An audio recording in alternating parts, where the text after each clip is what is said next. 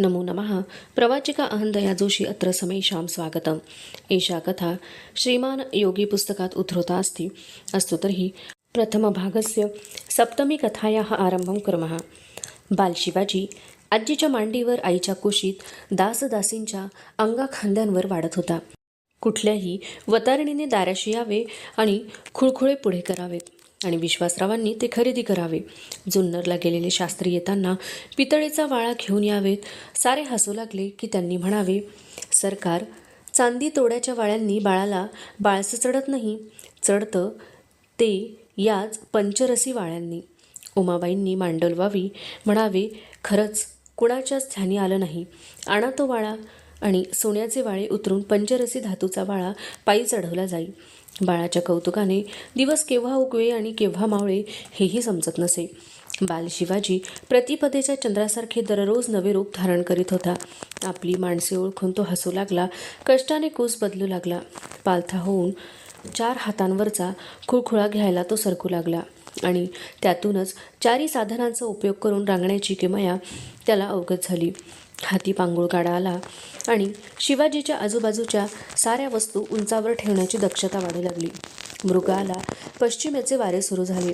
हळूहळू ढग डोक्यावर सरकू लागले, पण त्यांचे धरतीकडे लक्षही वळत नव्हते. वैशाखात तप्त झालेली धरित्री तसेच निश्वास सोडित होती. विश्वासरावांनी ही चिन्हे पाहून गडावर गंजीखाना रचला. गडाखालचे धान्य आणून अंबारखान्यात भरून घेतले. एके दिवशी संध्याकाळी विश्वासराव अचानक जिजाबाईंच्या सदरेकडे आले. जिजाबाईंना वर्दी गेली. विश्वासरावांनी पाहिले तो जिजाबाई कशिदा भरीत होत्या. बाल शिवाजी खेळण्याबरोबर खेळत होता. त्याचे लक्ष विश्वासरावांच्याकडे गेले आणि तो झेपावला. विश्वासराव शिवाजीला उचलीत म्हणाले, राणीसाहेब, बातमी आली आहे की राजेसाहेबांची स्वारी गडाकडे येत आहे. केव्हा? आनंदाने मोहरून जिजाबाईंनी विचारले. कोणत्याही क्षणी ते गडावर येऊन दाखल होतील तेच कळवायला आलो होतो. विश्वासराव शिवाजीसह वळले. जिजाबाई म्हणाल्या, त्याला इकडे द्या, कपडे बदलते. विश्वासराव शिवाजीला ठेवून बाहेर गेले. वाड्याच्या आतल्या चौकात सदरेखाली चांदीचे गंगाळ पाण्याने भरून ठेवण्यात आले. सदरेवर स्वच्छ बैठक अंतरली गेली. दुसऱ्या चौकाच्या सदरेवर खास बैठक अंतरली होती. गालीचे लोड, तक्के, पांदाने यांची सदर सजली होती. जिजाबाईंनी गडबडीने कपडे बदलले, दागिने घातले.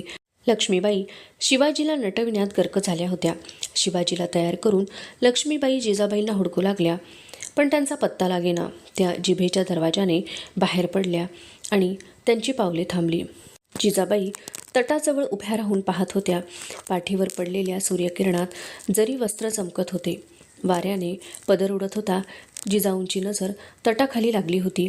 अलगद पावलांनी लक्ष्मीबाई तटाजवळ गेल्या. जवळ येईपर्यंत त्यांचा सफळ जिजाबाईंना लागला नाही. दचकून त्या वळल्या. तुम्ही होय? काय भ्याले मी? हुडकलं, कुठं दिसला नाही. सहज आले, उभे राहिले. चला जाऊ आता. नको, इथं सहज राहू, लक्ष्मीबाई हसत म्हणाल्या. एवढ्या लवकर वाड्यात जायचं तरी काय कारण आहे? भारीच छळता बाई तुम्ही, तटाच्या कट्ट्यावर बसत जिजाबाई म्हणाल्या. दोघी तटाखालचा प्रदेश निहाळीत होत्या. अवर्षणामुळे सारा प्रदेश शुष्क वाटत होता. थोडा वेळ झाला आणि जिजाबाई पदर सावरून उभ्या राहिल्या. का उठता?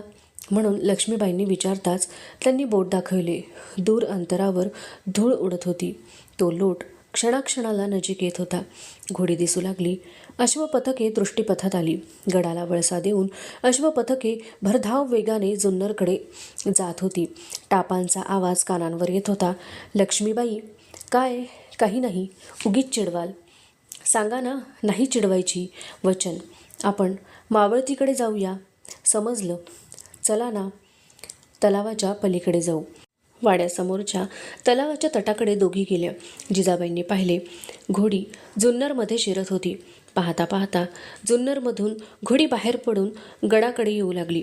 लक्ष्मीबाईंनी विचारले, राणीसाहेब, सामोरे गडाखाली जायचं की वाड्यात जायचं? पुरे झालं बाई, चला. दोघी वाड्यात परतल्या. गडाच्या परवानगीच्या दरवाजावर नगारा वाजला. सदरीत विश्वासराव पागोटे चढवून उभे होते. नारो, त्रिमळ, पंत वगैरे मंडळी पोशाख करून अदबीने उभी होती. दुसऱ्या दरवाजाची नौबत ऐकू आली आणि विश्वासराव सर्वांसह शहाजीराजांना सामोरे गेले. गंगा जमुना टाक्यांजवळ शहाजीराजांची गाठ पडली. साऱ्यांच्या कमरा लवल्या, मुजरे झडले. स्मितवदनाने शहाजीराजे विश्वासरावांना मिठी मारते झाले. विश्वासराव म्हणाले, उडती बातमी आली होती, त्यामुळं गडाखाली आलो नाही. क्षमा असावी.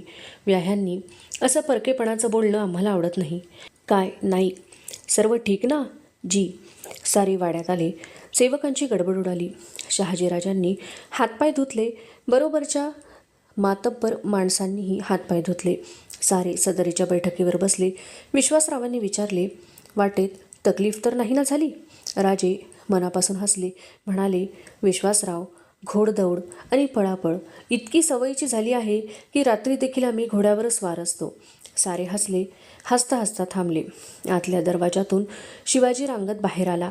साऱ्यांची नजर त्या गोंडस बाळाकडे वळली होती. शिवाजीकडे पाहत राजे म्हणाले, छोटे राजे, या, तुम्हालाच पाहायला आम्ही आलो होतो. शिवाजीने एकवार साऱ्यांच्याकडे पाहिले. त्याच्या चेहऱ्यावर हास्य विलसले आणि झेप घेत तो शहाजीराजांकडे धावला. शास्त्री म्हणाले, रक्ताना रक्त ओळखलं. प्रेमभराने शहाजीराजांनी शिवबाला उचलले, त्याचे मुके घेतले आणि त्याला मांडीवर घेतले. शिवाजी वडिलांच्या दाढीशी चाळा करीत होता. विश्वासराव हसून म्हणाले, आपल्या दाढीला हात घालणारा पहिलाच वीर पाहिला नाही, हा दुसरा. पण आमचा असा समज आहे की छोटे राजे आले आज्ञापत्रक घेऊन. आज्ञापत्रक? आम्ही आत जाऊन येतो. शहाजीराजे उठले. शिवाजीला घेऊन आतल्या चौकात गेले. जिजाबाईंच्याकडे पाहत शहाजीराजे म्हणाले, आम्हाला पाहताच झेपावला. धीटच आहे, माणसाची पारख झाली की झेपावतो. शहाजीराजे सदरेवर बसायला निघाले. स्मितवदनाने जिजाऊ म्हणाल्या, सासूबाई वाट पाहत आहेत. भलतीच चूक होत होती. दाखवा वाट. शहाजीराजांनी उमाबाईंचे दर्शन घेतले. जेव्हा निवांतपणाने जिजाबाईंची आणि शहाजीराजांची गाठ पडली तेव्हा त्यांनी विचारले, सर्व ठीक आहे ना? जिजाबाईंच्या डोळ्यात अश्रू गोळा झाले. हुंदका बाहेर पडला. आसनावरून उठत शहाजीराजे म्हणाले, राणीसाहेब, आम्हालाही ते समजलं.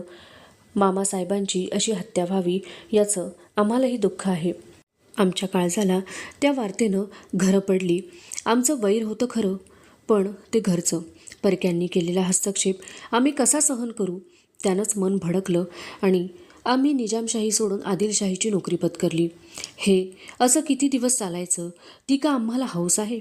बायकापुरात राहावं असं का आम्हाला वाटत नाही? पण राणीसाहेब, शिवबाच्या पायगुणानं हे दिवस संपतील. आम्ही कुठंतरी स्थिर होऊ. त्यानंतर शहाजीराजे 8-10 दिवस गडावर होते. गडावरच्या मुक्कामात खलबत रंगत होते. शिवबाच्या संगतीनं हसण्याला ऊत येत होता. मेजवान्या झडत होत्या. शहाजीराजांनी साऱ्या गड्याची व्यवस्था जातीनं पाहिली. अंबरखान्यात भरलेले धान्य पाहून, गंजीखाना पाहून ते उद्गारले, किती वर्षांची तयारी आहे. दुष्काळी चिन्ह दिसतात. खबरदारी घेतलेली बरी. खरं आहे आपलंही वास्तव्य. राणीसाहेबांच्या बरोबरच आम्ही गडावर आलो. आमची तीच अपेक्षा होती. खजिन्याची रक्कम जमा घेतलीत ना? पण त्याची काही? विश्वासराव, करता ते का थोडं आहे? तुम्ही घर सांभाळता. मुलुखगिरी करून घर तरी भरू द्या. एक दिवस अचानक शहाजीराजांच्या नावाने मोगली ताकीद खलिता आला. शहाजीराजांनी तो उघडला. त्यांची नजर खलित्यावरून फिरू लागली. वाचून होताच दीर्घ निश्वास सोडून शहाजीराजे म्हणाले, विश्वासराव, विश्रांतीचे दिवस संपले. का? काय झालं? बादशहा दक्षिण स्वारीसाठी उतरले आहेत. बऱ्हाणपूरला छावणी आहे. मालक आलेल्याची वर्दी आहे. म्हणजे सेवकांनी टाकोटाक जायला हवं. उद्या आम्ही निघणार. 4-2 दिवसांनी गेलं तर चालेल ना? न चालायला काय झालं? शहाजीराजे म्हणाले, पण ते आमच्या रक्ताला मानवत नाही. जिथं चाकरी करतो तिथं वेठबिगार आम्हाला जमत नाही. दुसऱ्या दिवशी शहाजीराजे निघण्याच्या तयारीत होते. उमाबाईंना मुजरा करताच त्या म्हणाल्या, राहायला असतास तर बरं झालं असतं. जपून राहा. आपला मुक्काम आहे ना? छे रे, ते जमायचं नाही. देवधर्म तसाच राहून गेलाय. आपल्या कुलदैवताला घृष्णेश्वराला आले होते. कळलं, मुलगी इथं आहे, भेटायला आले. ती तशीच गुंतून पडले बघ. मग त्यांना तुमच्या बरोबर न्या. नको रे बाबा, माझे म्हातारीचे दिवस कसेही जातील. साऱ्या मुलखात दुष्काळ आहे. त्यापेक्षा ती इथंच राहिलेली बरी. राजांनी जिजाबाईंचा निरोप घेतला. शिवाजीचे मुके घेतले आणि विश्वासरावांच्या वर सर्व सोपवून शहाजहानच्या भेटीसाठी त्यांनी बऱ्हाणपूरला कूच केले. अधुना प्रथम भागस्य अष्टमी कथा ईशा. बालशिवाजी वर्षाचा झाला त्यावेळी मुलुखात दुष्काळाने उग्र स्वरूप धारण केले. गाव ओस पडत होती. पोसायला अशक्य झालेली जनावरे सोडून दिल्यामुळे वैराण मुलखातून ती जनावरे भटकताना दिसत होती. गावे सोडून चाललेल्या माणसांचे तांडे देशोधडीला लागत होते. धान्य ही संपत्ती बनली होती. सोन्याला कुत्रे विचारित नव्हते. जिकडे जावे तिकडे भुके कंगाल लोकांच्या झुंडी वाटा अडवून बसलेल्या असत. जीवाची आशा सोडून मृत्यूच्या तयारीने सज्ज झालेले ते जीव मुठभर धान्यासाठी हवे ते अत्याचार कराव्यास मागे पुढे पाहत नव्हते. सारा मुलूक असुरक्षित बनला होता. पक्ष्यांनी तर केव्हाच मुलूक सोडला होता. राहिली होती फक्त घारी आणि गिधाडी. ती मात्र सदैव आकाशात गिरट्या घालताना नजरेला येत होती. साऱ्या प्रदेशात धष्टपुष्ट कोणी दिसत असतील तर तेवढेच मेलेल्या प्राण्यांना आणि माणसांना तोटा नव्हता. याच दुष्काळाबरोबर शहाजहानची स्वारी दक्षिणेत थैमान घालीत होती. दुष्काळातून तग धरून राहिलेल्या उरल्यासुरल्या वस्त्या मोगलाईच्या स्वारीखाली बेचिराग होत होत्या. सारा मुलूक 2 वर्षात बेचिराग झाला. विश्वासरावांनी गडाचा कडेकोट बंदोबस्त ठेवला होता. गडाचे दरवाजे सदैव बंद असत. आत येणाऱ्या माणसाची कसून चौकशी झाल्याखेरीज त्याला आत सोडले जात नव्हते. गडाची इतर टाकी केव्हाच कोरडी झाली होती. गंगा जमुना अर्ध्या राहिल्या होत्या. पाण्याचा वापर कसोशीने होत होता. अंबारखाना आणि गंजीखाना जीव मोलाने राखला जात होता. शिवाजी 2 वर्षांचा झाला. त्याचा वाढदिवस गडाच्या थंडीत साजरा झाला. थंडी संपली. उन्हाळा आला. सारे पावसाचे प्रतीक्षा करीत होते. मनातून देवाला नवस बोलत होते. एके दिवशी 2 प्रहरी पूर्वेला ढगांची कनात धरली गेली. वारा मंदावता मंदावता थांबला. कनात आकाशात चढत होती. काळी भोर लख कणवीत चमकली आणि मंद गडगडाट धुमला. बालशिवाजीसह सारे तटाकडे उभे राहून त्या ढगांच्याकडे पाहत होते. एक चक्रीवादळ धुळीच्या भोवरा खेळवीत माळवदातून निघून गेले. पूर्वेचा गार वारा सुटला. शिवाजीने विचारले, पाऊस आला? होय राजा, आलाच तो. पुन्हा वीज चमकली. आसमंत ते आकाशात कडाडून गेली. शिवाजी आईला बिलगला. जिजाबाई शिवाजीला घेऊन आत गेल्या. पावसाचा पडदा आदब बजावीत पुढे येत होता. ताड ताड गारा पडू लागल्या. तटाखालचे सारे वाड्यात आश्रयाला धावले. गारा फुटून उडत होत्या. शिवाजी त्या वेचण्यासाठी सदरीत धावत होता. गारांपाठोपाठ पाऊस कोसळायला लागला. सारी गटारे तुडुंब भरून वाहू लागली. सगळ्या वाडाभर गळत्या झाल्या. पण त्याचे कुणाला दुःख नव्हते. मातीच्या वासाने सारे वातावरण धुंदावले होते. पाऊस थांबताच सारे वाड्या बाहेर पडले. एका पावसाने धरित्रीचे रूप पार बदलून टाकले होते. पूर्वेला इंद्रधनुष्य पडले होते. शिवाजीने तिकडे बोट दाखवले व तो म्हणाला, आई ते बघ. बाळ, ते इंद्रधनुष्य. शिवाजी पुटपुटला, पण काही जमले नाही. तो लाजला. वळवाचे पाऊस चांगले झालेले पाहताच एक दिवस जिजाबाई विश्वासरावांना म्हणाल्या, संकट टळलं. चालू साली मनाजोगा पाऊस पडेल असं दिसतं खरं. पाऊस नव्हता, तो पाऊस आला. आता कशात अडलं? राणीसाहेब, पाऊस पडला पण गावं ओस पडली. तिथं जमिनी कसणार कोण? कोण म्हणजे जे आहेत ते. जुन्नरची उरली निम्मी वस्ती गडावरच आहे. मग गड खाली करूया. काय? मुलूक सोडून गेलेली माणसं परत आपल्या घरी येईपर्यंत त्यांची जमीन घरदारं यांचे तुम्हीच जबाबदार. आपण सगळे खाली जाऊ, तेवढी शेती पेरून घेऊ. साऱ्या गडावर उत्साह संचारला. शाही मेणे गडाखाली उतरले. जुन्नरचा वाडा गजबजून गेला. गावाच्या घरांवरून उगवलेले जागच्या जागी वाळलेले गवत पाहून जिजाबाईंचे डोळे पाण्याने भरून आले. जनावर हाताशी होती तेवढी गोळा करण्यात आली. गडावरचा लोहार जो आजवर अस्सल हत्यारे तयार करीत होता तो नांगरांचे फाळ बनवू लागला. सुतार शाळेत कुळव दिंडोरी तयार होऊ लागली आणि एके दिवशी सुमुहूर्तावर भूमिपूजन करून नांगरट सुरू झाली. उन्हावलेली माती फुलून जमिनीवर आली. पावसाच्या पाण्याने कुकडी नदी भरून गेली. हंगाम पाहून पेरण्या झाल्या. शिवारावर हिरवी कळा दिसू लागली. डोंगरचे रान गर्द पालवीने परत एकदा सजले. लेण्याद्रीतून आणि आजूबाजूच्या डोंगर कपारीतून दुधाचे प्रवाह झिरपू लागले. दुष्काळात परागंदा झालेली माणसे आशेने परत गावी येत होती. उभारलेल्या शिवाराने आनंदून कष्टात सामील होत होती. विश्वासराव वाड्याबाहेर पडले की हट्टाने शिवाजी त्यांच्याबरोबर असे. उन्हातून पावसातून तो विश्वासरावांच्या पुढे बसून घोड्यावर फिरत असे. वाढती पिके कौतुकाने पाहत असे. जिजाबाई म्हणत, हा कुणबावा होणार वाटतं. मग त्यात काय बिघडलं? आमच्यासारखे मालक सगळ्यांनाच मिळतात, पण शेतकरी मालक मिळणं कठीण. जिजाबाई समाधानाने हसल्या. मुलूक जरा स्थिर झालेला पाहताच उमाबाई जायला निघाल्या.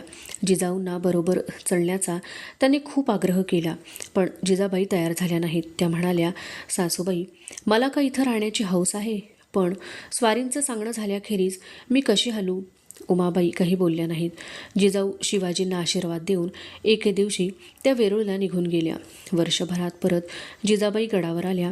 मोगलांची नोकरी सोडून शहाजीराजांनी निजामशाही उभे करण्याचा प्रयत्न केला. मोगलांनी दौलताबाद घेतले तरी शहाजीराजे हताश झाले नाहीत. त्यांनी नव्या शहाला माहुलीवर नेऊन ठेवले. विजापूरकर आणि मोगल एक झाले. या दोन प्रचंड शाह्यांशी मुकाबला करणे इतके सोपे नव्हते. निजामशाहीचा अस्त झाला. शहाजीराजांनी स्वतः फौज उभारली आणि मोगलांशी सामना दिला. एका जहागीरदाराने नवा बंडावा उभारून मोगली सत्तेला तोंड देणाऱ्याचे उदाहरण विरळा. 2 वर्षात प्रबळ मोगली सत्तेने शहाजीराजांचा बंडावा मोडून काढला आणि नाईलाजाने शहाजीराजांनी विजापूरकरांची नोकरी पत्करली. यात 6 वर्षांचा काल निघून गेला. 6 वर्षांच्या दीर्घ कालानंतर शहाजीराजांना स्वस्थता स्थैर्य प्राप्त झाले. या मधल्या काळात शिवाजी शिवनेरीवर मोठा होत होता. तट्टावरून रपेटी करीत होता. लेण्याद्री आणि आजूबाजूचा मुलूक त्याच्या नजरेखालून जात होता. शास्त्रीबुवांनी त्याला अक्षरांची ओळख करून दिली होती. 7 वर्षे गेली आणि विजापूरहून खलिता आला. खलित्याबरोबर घोडदळ होते, शाही मेणे होते, कबाडीचे बैल होते. जिजाबाईंनी खलिता उघडला. शहाजीराजांना पुण्याची जहागीर मिळाली होती. त्यांचा अत्यंत विश्वासू, चौकस व शहाणा माणूस दादोजी कोंडदेव त्यांनी पाठवला होता. दादोजींच्या बरोबर पुण्याला हलण्याची आज्ञा होती. जिजाबाईंनी दादोजींना बोलावणे पाठवले. दादोजींनी सदरेवर येऊन मुजरा केला. वार्धक्याकडे नुकतेच झुकलेले गौरकांतीचे दादोजी उभे होते. मस्तकी पागोटे, अंगात अंगरखा आणि पायी तलम धोतर होते. रुंद कपाळ आणि तीक्ष्ण नजर त्यांचा दरारा वाढवित होती. जिजाबाईंनी वाकून नमस्कार केला. शिवबांना त्या म्हणाल्या, राजे, दादोजींना मुजरा करा. शिवाजीराजांनी मुजरा केला. दादोजी म्हणाले, राणीसाहेब, आम्ही मुजरा करायचा, राजांनी नव्हे. इतरात आणि आपल्यात फरक आहे. आम्हाला का ते कळत नाही? आमची जबाबदारी उचलण्यासाठी इकडून ज्यांना पाठवण्यात आलं ते का कमी विश्वासाचे असतील? राणीसाहेब, केव्हा निघायचं? आपण म्हणाल तेव्हा. सध्या स्वारी कुठं आहे? राजे कर्नाटकाच्या मोहिमेत गुंतले आहेत. ते मोकळे असते तर ते चालले असते. शेवटी ज्यांनी आपली जहागीर जाळली त्यांच्याच पदरी नोकरी करायची पाळी आली ना? राणीसाहेब, राजकारण एक पदरी नसतं, ते अनेक पदरी असतं. राजकारण येणाऱ्या प्रसंगाबरोबर बदलत असतं. ज्या मुरार जगदेवानं पुणं जाळलं त्याच मुरार जगदेवाबरोबर राजांचं एवढं सख्य वाढलं की नांगरगावाला महाराज जगदेव यांची तुला शहाजीराजांच्या देखरेखीनं पार पडली. नांगरगावचं तुळापूर झालं. राजकारणाचे परत डाव फिरले. फासे उलटे पडले आणि मुरार जगदेव आदिलशहांच्या अवकृपेला बळी पडले. त्यांचा अत्यंत क्रूरतेने वध झाला आणि स्वारी राजांचं आदिलशाहीत जेवढं वजन आहे तेवढं कुणाचंच नाही. राजांना 12,000ची मनसब आहे. राजा ही किताबत आहे. पुणे सोप्याची जहागीर त्यांच्याकडे आहे. ऐश्वर्यसंपन्न, अधिकारसंपन्न राजे बंगळुरात सुखाने वास्तव्य करीत आहेत. आपल्या पराक्रमानं आज कर्नाटक गाजवीत आहेत. 2 दिवसात जिजाबाईंची तयारी झाली. 6 वर्षांच्या परिचयात गडावरचा प्रत्येक माणूस घरचा बनला होता. विश्वासराव, लक्ष्मीबाई यांसारखी माणसे सोडून जात असता आतड्यांना पीळ पडत होता. गडावरच्या साऱ्या माणसांना जिजाबाईंनी शिवाजींच्या हस्ते देणग्या दिल्या. चांगल्या मुहूर्तावर लक्ष्मीबाईंनी जिजाऊंची ओटी भरली. भरल्या मनाने जिजाबाईंनी शिवाजीसह शिवाईचे दर्शन घेतले आणि विश्वासराव लक्ष्मीबाईंनी त्यांना निरोप दिला. अधुना प्रथम भागस्य नवमी कथा एषा. दुपार टळल्यानंतर शिवबाने उद्ध्वस्त पुण्यात प्रवेश केला. एखाद्या पुरातन शहरात प्रवेश केल्याचा भास होत होता. तटांचे ढासळलेले बुरुज एक काळचे वैभव सांगत होते. ढासळलेल्या जमीनदोस्त वास्तू ठाई ठाई दिसत होत्या. त्यांच्यावर घाणेरीची झुडपे फुफावली होती. त्यांची तांबडी पिवळी फुले जीवनाची आठवण देत होती. वाड्याचे उद्ध्वस्त अवशेष एकेकाळच्या दराऱ्याची खूण सांगत होते. गावच्या नदीकाठाला झोपड्यांतून वस्ती करून राहिलेले लोक आलेल्या लवाजम्याने भयचकित झाले होते.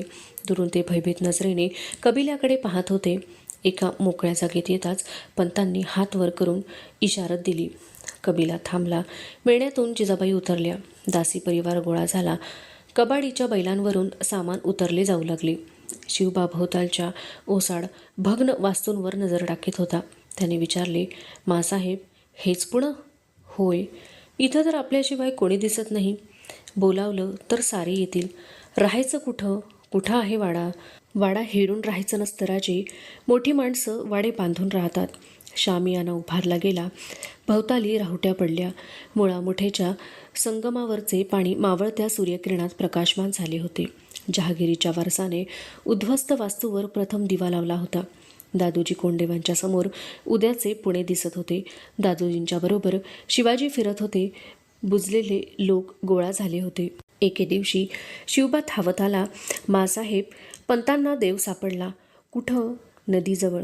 जिजामाता उठल्या. दासींच्यासह जिजाबाई जात होत्या. शिवबा वाट दाखवित होता. जिजाबाई येत असताना दिसताच सारे अदबीने उभे राहिले. बाजूला झाले. पंतांच्या चेहऱ्यावर कौतुक होते. विटकरांच्या ढिगाऱ्याखाली लपलेला गणेश मोकळा झाला होता. मूर्ती सुंदर होती, अभंग होती. जिजाऊंनी हात जोडले. पंत म्हणाले, मासाहेब, सुरुवात तर चांगली झाली. हो ना. पंत, याच जागेवर सुंदर मंदिर बांधा. पंतांनी होकार दिला. ते म्हणाले, पण मासाहेब, अजून वाड्याची जागा नक्की ठरत नाही. वाड्याची जागा देवळाजवळच असू द्या. वाड्याची आखणी झाली. भूमिपूजन होऊन वाड्याच्या जागेवर दादोजी कोंडेवांनी पहिली कुदळ मारली. दौलतीच्या मालकासाठी एकच वाडा असावा हे दादोजींना मान्य नव्हते. सुरक्षिततेच्या दृष्टीने ते योग्यही नव्हते. त्यांनी खेडबारे खोरे दुसऱ्या वस्तीसाठी निवडले. वाड्यासाठी जागा निवडली. गावठांची मर्यादा घातली आणि खेडबाऱ्यात दुसऱ्या वाड्याचे बांधकाम सुरू झाले. परगण्याचे हवालदार म्हणून बापूजी मुदगल नन्हेकर यांना नेमले. पावसाळा आला तेव्हा पंतांना शिवाजी जिजाबाईंच्या वास्तव्याची चिंता पडली. ती नन्हेकरांनी दूर केली. त्यांच्या खोडबाऱ्यात वाडा होता, तो त्यांनी दिला. शिवबा जिजाबाईंसह खेडबाऱ्यात राहू लागला. पंतांच्या बरोबर पुणे खेडबाऱ्यासह त्याच्या खेपा होत होत्या. नवीन उठणारे वाडे, होणाऱ्या वस्त्या तो पाहत होता. शास्त्रीबुवांच्याकडे सकाळ संध्याकाळ शिकत होता. सवड मिळाली तर आईला रामायण महाभारत वाचून दाखवित होता. वाडे बांधले जात होते. विहिरी पाणी शोधत उतरत होत्या. पुणे खेडबाऱ्यात शेकडो माणसे या कामात गुंतली होती. मुलुखाचे गवंडी, सुतार, 12 बलुतेदार ही वार्ता ऐकून पुणे खेडबाऱ्यात धाव घेत होते. कामाचे गरजू येत होते. खेड पुण्याचे वाडे तयार झाले. विहिरींना मुबलक पाणी लागले. खेडपेक्षाही पुण्याचा वाडा बुलंद, देखणा होता. 2 प्रशस्त चौक धरून दिवाण सदर होती. खासे सदर होती. राणीवशाचे महाल होते. कोठी स्वयंपाकघर होते. सुबक देवघर होते. त्याखेरीज पागा, गोशाळा होती. ती निराळीच. वाड्याच्या वास्तूबरोबर गावठाणातल्या वास्तू उभारल्या जात होत्या. दादोजींनी पुण्याच्या वाड्याचे नाव ठेवले लाल महल. लाल महलाला लागूनच होते श्री गजानन मंदिर. शिवाजीराजे पुण्याच्या वाड्यात आले. दादोजींनी फडाची निवडक माणसे गोळा केली. पागा सजली. पण गावचे वतनदार, हक्कदार बाहेरच होते. दादोजींनी त्यांना बोलावणे पाठवले. सारे गोळा झाले. पुण्यात वस्ती करण्याचे आवाहन दादोजींनी पुढे केले. एक पाटील म्हणाले, पंत, तुम्ही म्हणतासा, पण किती डावगाव मांडायचा आणि मोडायचा? वतन नको हाय वय आमासनी, पण कसल्या धीरावर गाव जोडायचा? आम्ही नाही जोडला? सदरेच्या बैठकीवर हे ऐकत बसलेले शिवाजीराजे म्हणाले, तुम्हासनी माणूसबळ हाय धनी. पंत म्हणाले, मोडलेला डाव मांडायला मराठा कधी भ्याला असं मी पाहिलं नाही पाटील. खरं सांगा. बोलू का? पाटील गलमिशांवरून पालथी मूठ फिरवीत म्हणाले, हाय, तिथं सुख नाही पंत. गाव मिळालं तर ते बी साऱ्यासनी पाहिजेच हाय. पण मन घाबरतं. कशाला? देवीच्या मोहरच्या चौकावर पाय मारली नव्हं. घरटं उठवायला कोण धजलं? पंत विचारात पडले. त्यांनी साऱ्यांना निरोप दिला. 4 दिवस पंत गडबडीत होते. एके दिवशी साऱ्यांना परत पाचारण केले. शेकड्यांनी माणसे गोळा झाली. वाड्याच्या दारात वाजंत्रीवाले होते. जिजाऊंनी देवघरात सोन्याचा नांगर पूजला. देवाच्या पाया पडून नांगर उचलला गेला. नांगराबरोबर पंत शिवबा चालत होते. जरी टोप, अंगरखा, पायात सपाता, कमरेला छोटी तलवार आणि पाठीला ढाल लावलेली बालराजांची मूर्ती सारे कौतुकाने पाहत होते. वाड्याबाहेर देखणी बैलजोडी उभी होती. कालाबतूच्या झुली त्यांच्या पाठीवर होत्या. नांगर वाड्याबाहेर आला. हे पाहणाऱ्यात वतनदार होते, पाटील होते, कुणबी होते, 12 बलुतेदार होते. नांगरासह मिरवणूक देवीच्या चौकात वाजत गाजत आली. चौकात भली थोरली पहार नजरेत येत होती. पंतांनी कुदळ उचलताच पाटील पुढे झाले. त्यांनी पहार खिळखिळी केली. पंतांनी सर्वांच्यावरून नजर फिरवली आणि हर हर महादेव म्हणून त्यांनी ती पहार उपसली. शेकडो मुखातून हर हर महादेवचा गजर उठला. सोन्याचा नांगर जोडीला जुंपला गेला आणि शिवाजी राजांच्या हातून पुण्याची उद्ध्वस्त वास्तू नांगरली गेली. सोन्याचा फाळ जमिनीला लागला. दुसऱ्या दिवसापासून निश्चिंत मनाने गाव वसू लागले. ओसाड शेतांवर अवते जाऊ लागली. दिवस पावसाचे होते. एके दिवशी पंत जिजाऊंना म्हणाले, मासाहेब, आज राजांना घेऊन शिवापूरला जाऊन येतो. का? शिवापूरला वाड्यानजीक आंब्याची बाग उठवायचं ठरलं आहे. राजांच्या हातून बाग लावतो. काल रात्रीच रोपं आल्याची वर्दी आली. त्यामुळं कळवता आलं नाही. साऱ्याच गोष्टी कुठं सांगता आम्हाला? चमकून दादूजींनी विचारले. असं कधी झालंय का? कोणती गोष्ट लपून ठेवली मी? जिजाबाई हसून म्हणाल्या, स्वारींनी धाकट्या राणीसाहेब आणल्याची वर्दी कुठं दिलीत? कुणी सांगितलं आपणाला? पटलं ना? शिवनेरीवरच लक्ष्मीबाईंनी आम्हाला सांगितलं. एवढंच नव्हे तर तुकाबाई राणीसाहेबांना मुलगा झाल्याचंही कळलंय आम्हाला. गडबडीत राहून गेलं खरं. दादूजी पुटपुटले. अवशिष्टा कथा अग्रिमे भागे पठिष्यते. अस्तु तर्हि पुनर्मिलामः. तावन् मंगलं भूयात्, शुभं भूयात्. नमो नमः. धन्यवादः.